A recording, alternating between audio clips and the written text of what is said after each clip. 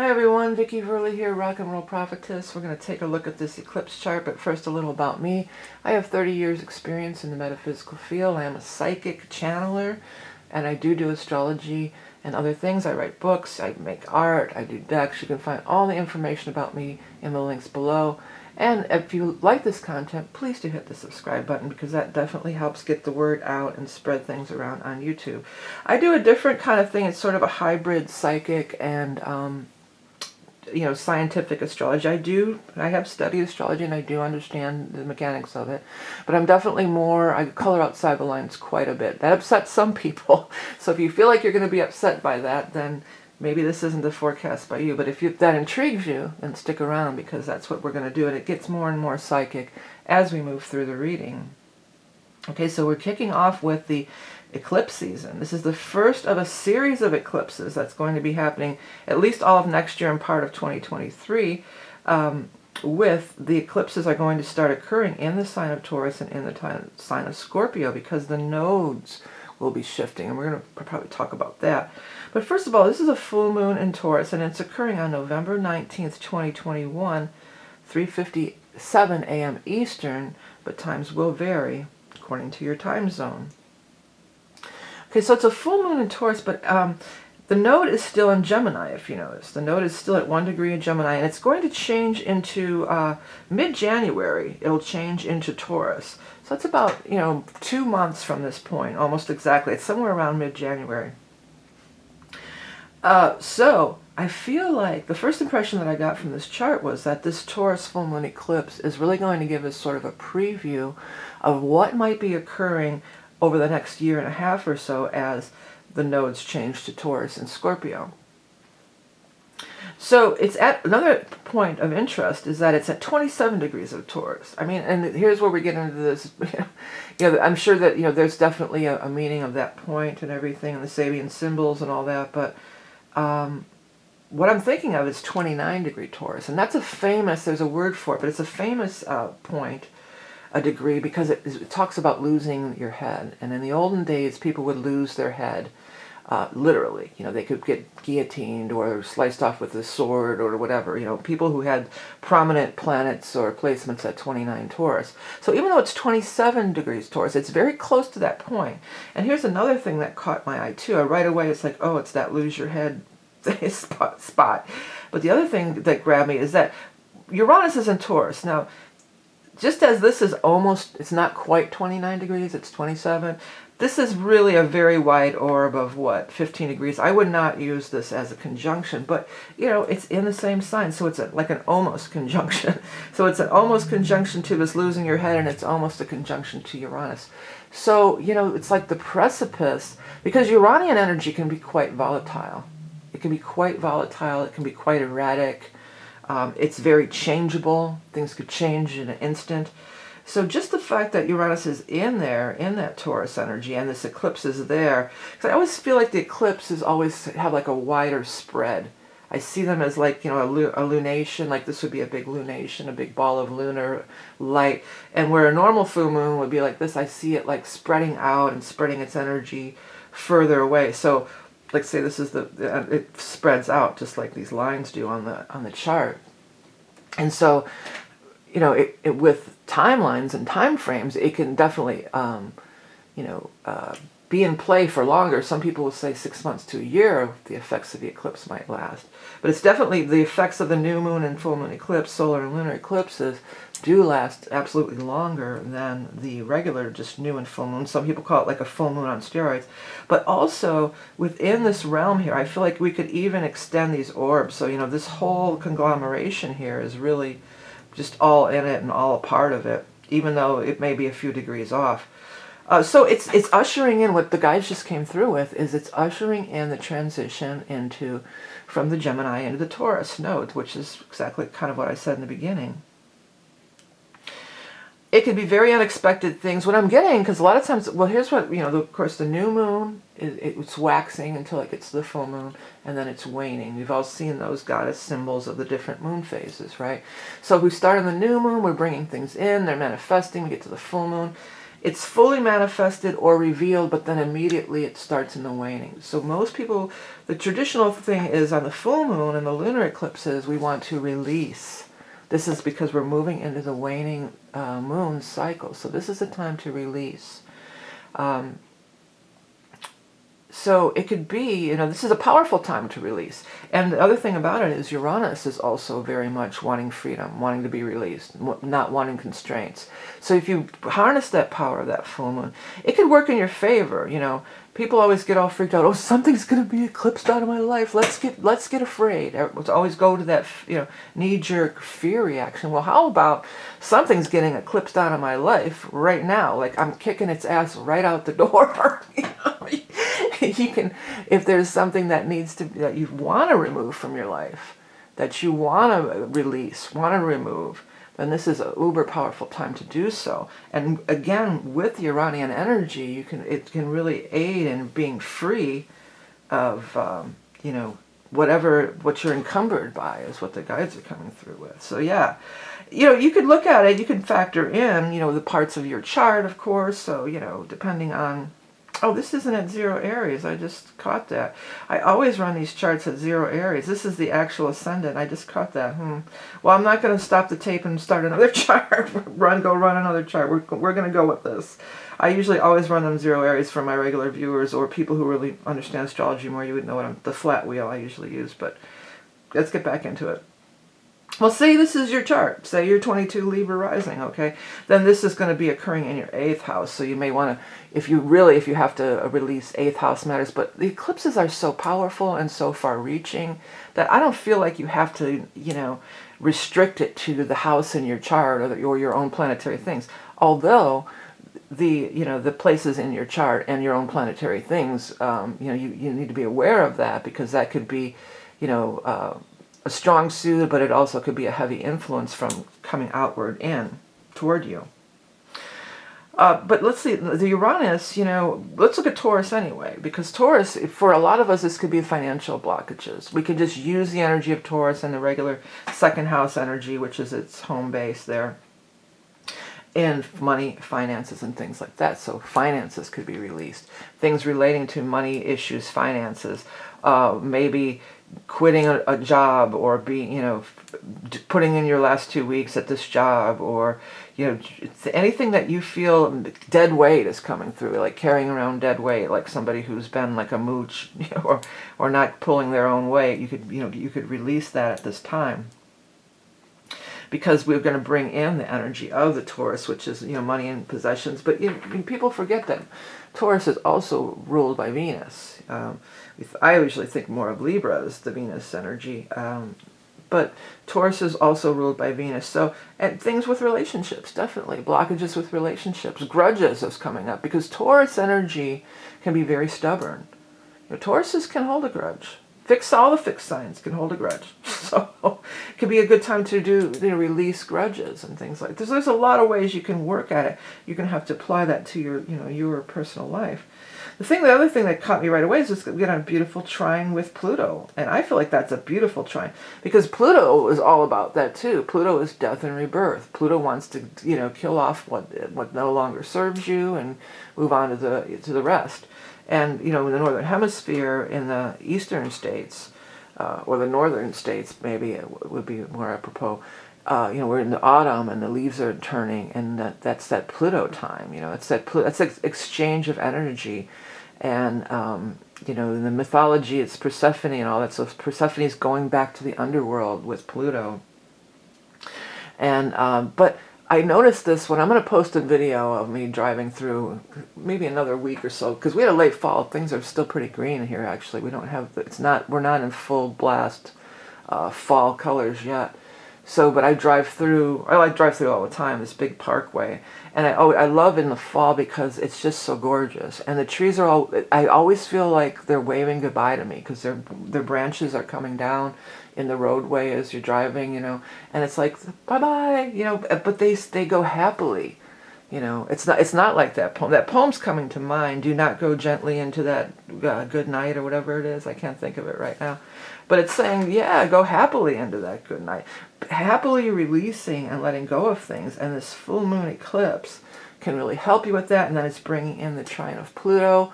And, you know, they shine their, I feel like they're their most beautiful when they're in that state, you know, when they're state of going into the long night, or whatever you want to call it, the underworld, whatever it might be. But they're happy to go. They're happy, you know, we'll see ya. They're happy to go. So embrace what things can be happy to. If something Uranian does happen and something comes at you out of left field, like, oh, the company's closing, or this is happening, or I want a divorce, you know, if something, if this, you know, if something is eclipsed out of your life from an outward, you know, that what's perceived from to be an outward, you know, thing coming in at you, then do it happily. You know, do it happily. Send it off with blessings. Know that this is part, you know, this is part of the natural process, part of your higher calling, part of your higher good. I like that it's a trine, though, because that would be that could facilitate a more smooth transition, for sure. The other thing that it's almost in a dead square with, it's almost in a dead trine with Pluto here at 24 to 27 degrees, but it's also in almost a dead square to Jupiter here.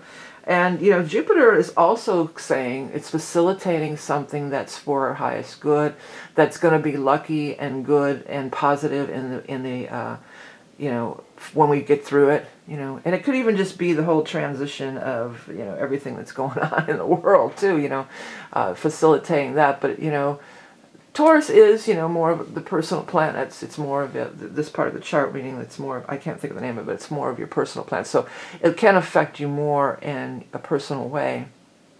And it will. You know, eclipses will affect you in a personal way, for sure. But Jupiter in Aquarius, too, I like that, because Jupiter in Aquarius is talking about the Aquarian energies brought into play, you know, connecting with the highest part of, you know, you could, well, an easier way to say this would be like living your best life. You know, a lot of people say that who have no knowledge or belief or anything about multiple timelines. You know, they're not meaning it in that way, but yet they're bringing in that energy. And I feel like that's a big part of the Jupiter in Aquarius, and even the Saturn going through Aquarius, is like living your best life, because there's so many paths to choose. You don't have to talk about timelines. I know that freaks some people out, but you could just talk about, you know, the best path that's before you. You know, that best path that's before you. So being connected with that, raising your vibration enough to be in the same frequency with it, to walk down that road. And I'm really feeling like for many of us, this could be really releasing some heavy burdens and heavy weights, you know, and becoming much lighter and more positive. As we said, it's in a cross sign thing, as it's tied in here with the node and the Ceres and the Lilith in Gemini. This brings forth to me, because these are like strong female archetypes here, you know. And Gemini is all about communication and, you know, communication, speaking your truth. It's speaking your truth, but it's also telling your story, you know. So we want to release getting caught up in our stories, too. You know, we can't always let our stories define you, you know. This is taking, Jupiter is very much going into the future. It's not talking about these old stories over and over again. And, you know, especially when there are victim stories or our abuse stories or our these kind of stories, you know, these are things we definitely want to release, but also we want to embrace, hear that feminine part of ourselves, and hear the feminine collective in our society too. Because this is also, this stuff is trining with Saturn down here. So we need to listen, and we need to become a more equilateral situation, you know. I've said this before, I don't know if everybody watches every time, but I don't know if it's in the second book that I just published of the channeling, or if it's this one, the third one I'm working on. But it was fairly recently they came through with. It's not about, I always thought about things as like a pendulum, swinging back and forth, the feminine and masculine, and, you know, we want to stay in the middle. But it's really about energetic frequencies that we can't rise until that happens. You know, we have to, things are out of balance, so we need to bring it back into balance. So that is listening to this feminine too. It's not that everything is going to be the feminine and that's the whole deal and shut down the male energy. No, we don't. That's not the plan. That's not the plan. That's not what we're striving for. And the Aquarian nature and the North Node is always what we're striving for, okay? All right, so there's that. And then the other thing I just noticed here is we've got a nice sextile to Neptune here. So, we've got a square to Jupiter, because a lot of times squares are considered quote-unquote bad, and trines and sextiles are considered good. So, but we do have the square, but it's to Jupiter. So we're really getting pushed again to get to our most positive outcome, our highest, living that best life energy. So it is doing a sextile. Here we are, sextile. Sextile to Neptune here. And Neptune's very empowered in its own sign there, in the sign of Pisces. And it's firmly in there. It's more than halfway through the sign of Pisces. It's still retrograde, but it's still powerful. Pisces, Neptune energy, 12th house. Retrograde, it's kind of always that way. It's kind of always going back, or not really pushed out into out there. It's kind of in the retrograde, and Uranus is in the retrograde too. Okay, but Neptune goes retrograde a lot. I mean, I don't think it's that impactful, unless you have a bunch of Pisces in your chart. Then possibly it could be. But this is like that dreamy stuff. Here's what I feel, because we want to release stuff. And the Neptune and the Piscean energy can be stuff that's, kind of in our subconscious mind. So I'm feeling like these are things that you've known for a long time. Even if this does, perceivably come out of left field and you're knocked for a loop, if you really think about it, the writing is on the wall, okay? You saw this coming. You knew this was coming. It could be like that. It could be these things that you just about and you feel, but you don't want to,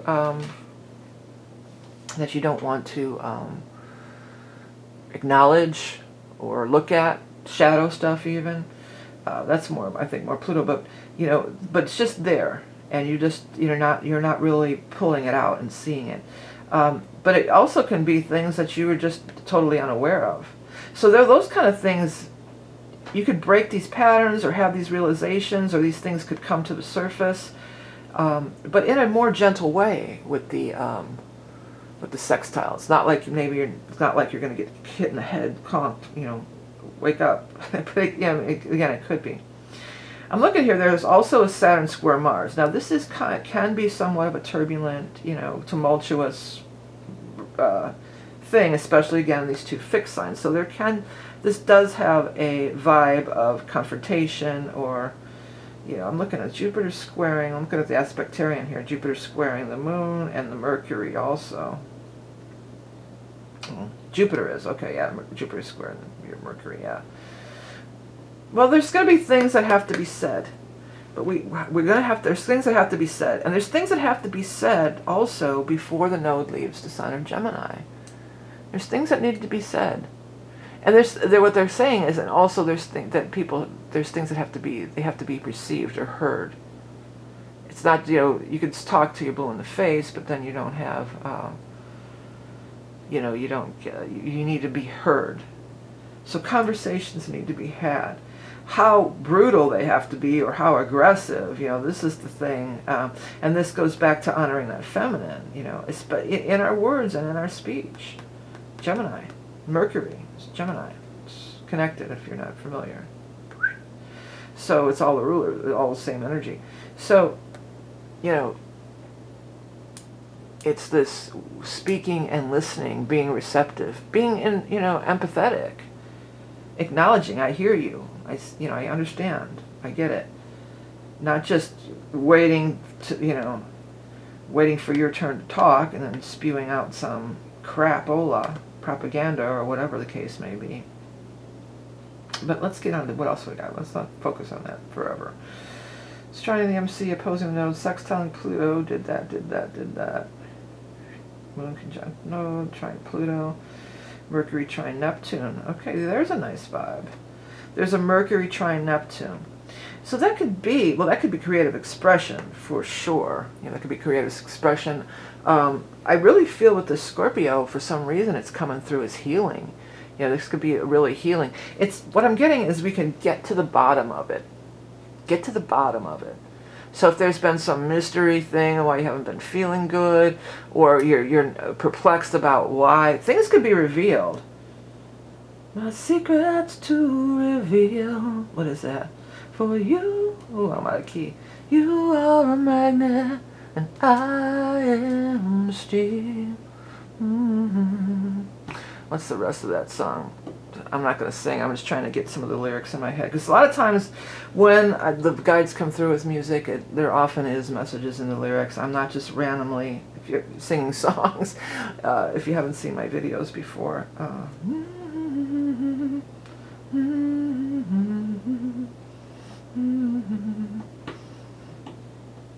I can't think of any of the other words to it. If anybody knows the lyrics, they can copy and paste it. If you do that, remember to always copy and paste the actual lyrics to text.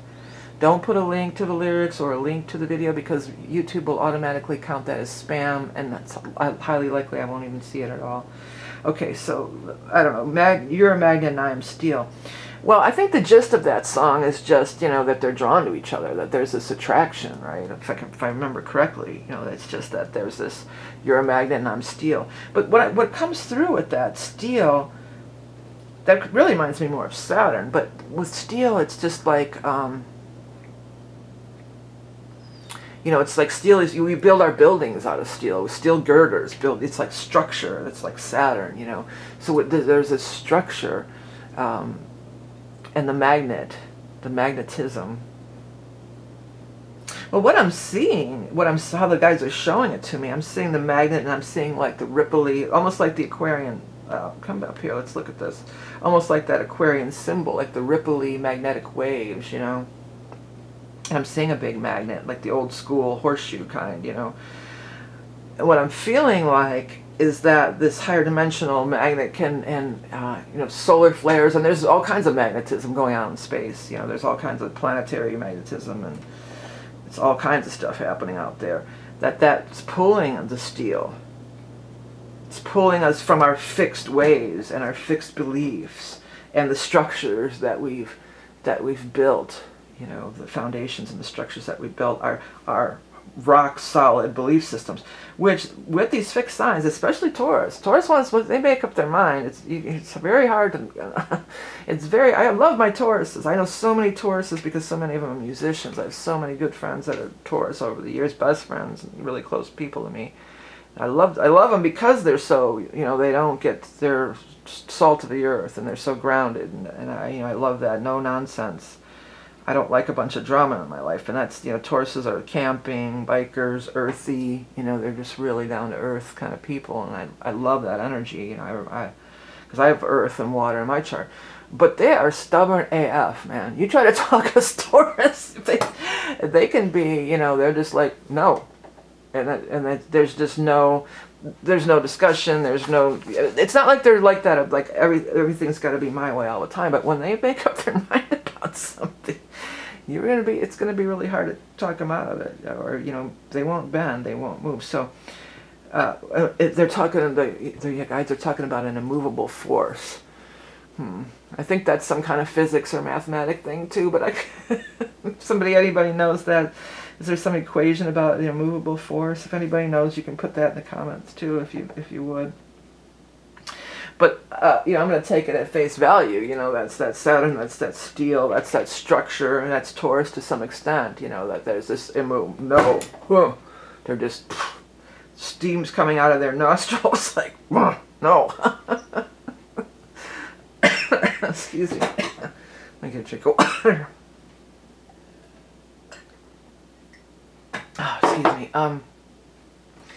Yeah, so that magnetism, I feel like that is coming from higher dimensional things.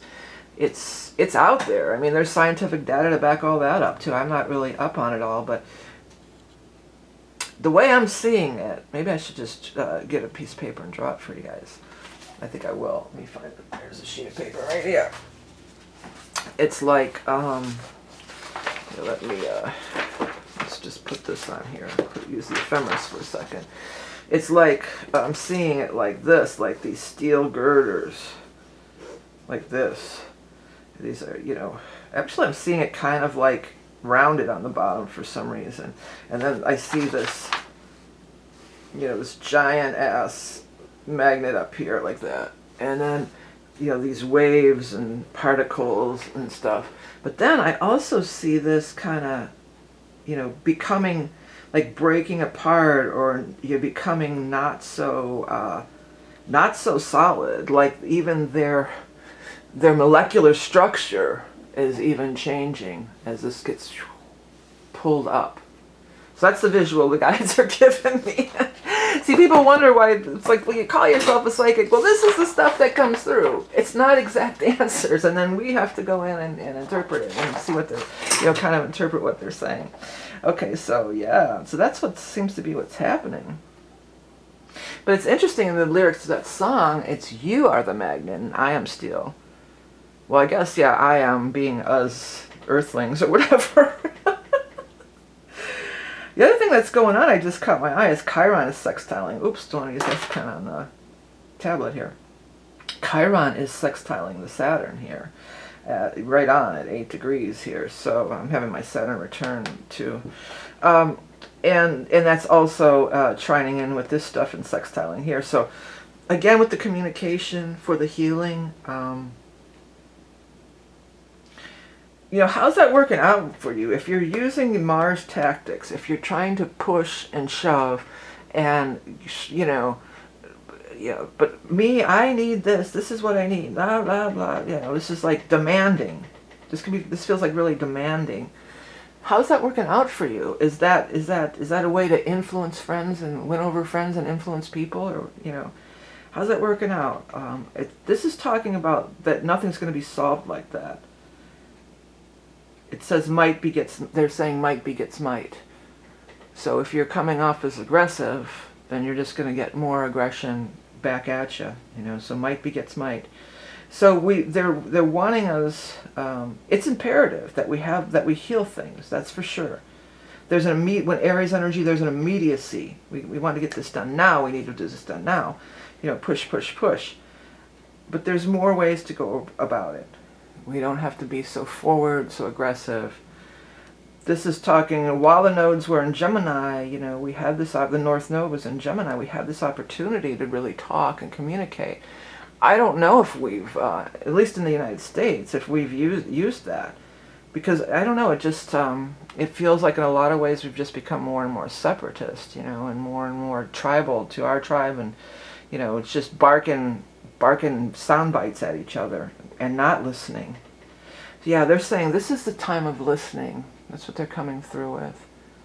This is a time of listening, of feeling and perceiving, of feeling into our emotions deep and strong, or maybe deep and wide. Yes. This is the time of listening. Yeah, that's a good one. All right, so that about wraps it up. I tell people when they order regular readings too, man, sometimes if you watch it more than once, because I know I kind of talk fast sometimes, but I start getting information, and it's just like I don't want to lose it, because if it goes through too fast, I'm going to lose it and I can't get it back. So sometimes I tell people when you order a personal reading, definitely listen to it more than once, just so you can let it all sink in. That might be a good idea with this. As far as readings that I'm offering right now, I do have the special year ahead reading, which I do look at some astrology stuff, particularly the eclipses and the shifts of a node, and any other big transits that are coming up to your chart personally. Then we go into a 4 quarters of the year tarot reading, and we do a animal totem at the end. If you're not sure if that you would like, I have other readings too. There's a soul reading if you want to look at, that's astrology based. That's the only purely astrology based reading I'm offering right now. It's a psychic look at your chart and your past lives and the karma you're working on in this life. And then I have, several other readings on my chart, on my website. But if you're, and those year ahead readings are really popular. I'm thank you for everybody who's been ordering them, and all of those people who do order every year. I really appreciate you. But if you're not sure, do I want to get this year ahead reading and what's it all really about? I put together the format of the year ahead reading and all 12 signs available for $5 and some change in a purchase on a download. So if you want to look at that first, and it does go into the basic details of what the nodes transiting might mean, to your house system, using the flat wheel and so on. And then, some cards. And I did a few bonus little things on those pay-per-view videos with, I pulled lots of love, lots of answers, and lots of proverbs, which are these other things that I create. And you can anything of mine that you would like to check out and create, that I created, I do decks, books, artwork, all sorts of stuff. Check it out. It's in the links below. Please do hit the subscribe button if you enjoy this content. That really helps get this message out there, and it lets YouTube know that, you like my content. As we move into the holiday season for many of us, and you're purchasing your Christmas gifts, I said this on my tarot readings, consider purchasing stuff from independent creators. Like me, I am an independent creator, but it doesn't even have to be me. People are so worried that Christmas is going to be ruined because the ships are in the harbor. Well, there's independent creators all over, even in your hometown, even if you don't want to go on Etsy or Instagram or Facebook, find your favorite creators. Even in your own town, go attend an art fair, a craft fair. There's independent creators. Let's keep the money and keep the energy flowing. Instead of giving our money to big corporations who don't pay any taxes, why not help support our small business owners and independent creators who went through kind of a rough, maybe a little bit, everybody went through a rough time with COVID, but I mean, they especially got hurt, especially our little small business owners. Many businesses and stuff have shut down. So that's just an idea. I'm putting it out there. I'm telling everybody. I mean, I have a ton of stuff too. I have books and t-shirts and journals, beautiful journals that are very affordable. But it doesn't have to be me, whoever. All right, so if you're interested in the readings or any stuff I have, check the links below. It's in the description before you email me. Check there first. Remember that you are love and beauty incarnate. Have the best full moon in Taurus. Full moon eclipse. Eclipse season. This is a precursor to what's coming up for the next year and a half or so. So be aware. Use the energy to eclipse something out of your life. You be in charge. You do the manifestation. You do the co-creation. You release what no longer serves you. You can use it as a powerful tool, not anything to be feared. Okay? All right, everybody. Have a good one. See you next time.